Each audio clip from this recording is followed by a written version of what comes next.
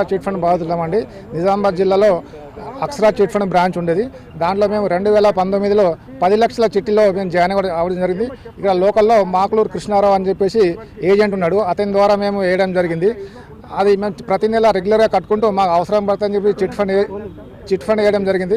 47 నెలల దాకా నేను కట్టడం జరిగింది. 47 నెలల తర్వాత నాకు చిట్టి డబ్బులు ఇవ్వమంటే కొన్ని చెక్కులు ఇచ్చారండి. అది నెఫ్ట్ చెక్కులు ఇచ్చారు. నెఫ్ట్ చెక్కులు బ్యాంకులో అకౌంట్లో డబ్బులు ఉంటేనే కానీ అవి మేము క్లెయిమ్ చేసుకోలేము. ఆ విధంగా మేము మోసపోయినాము. ఇతను అక్షరా చిట్ ఫండ్ మెయిన్ బ్రాంచ్ అనేది వరంగల్లో ఉంటుంది. మా దగ్గర రాష్ట్ర వ్యాప్తంగా దాదాపుగా 4,000 మంది బాధితులు ఉంటారు. 4,000 బాధితుల నుంచి 10,000 కోట్ల రూపాయల కుంభకోణం ఉన్నది ఇది.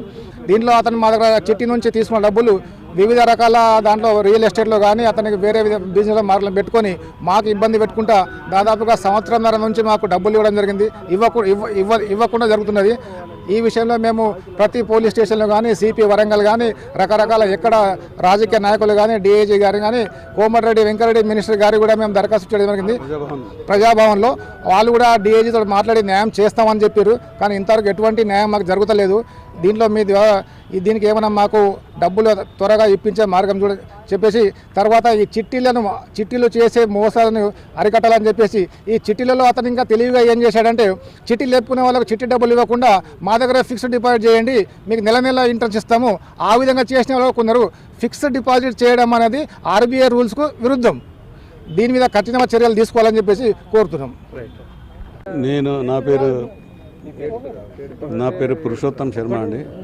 నేను అక్షర ఫైనాన్స్లో 2019 నుంచి చిట్టి వేస్తూ జూన్ 23లో చిట్టి లేపానండి. 10 లక్షల చిట్టి 1,20,000 మా పాట పాడి లేపాను. కానీ నాకు ఇంత మట్టుకు వాళ్ళు డబ్బులు చెల్లించలేదు. మా డబ్బులు నాలాంటి వాళ్ళు నిజామాబాద్ బ్రాంచ్లో 72 మంది ఉన్నారు. వాళ్ళకి రావాల్సింది దాదాపు 2.5 కోట్లు. ఆ అమౌంట్ మాకు ఇప్పించాలని, అలాగే రాష్ట్ర వ్యాప్తంగా కూడా ఈ అక్షర చిట్ ఫండ్స్ బాధితులు ఉన్నారు. దాదాపు 4,000 మంది ఉన్నారు.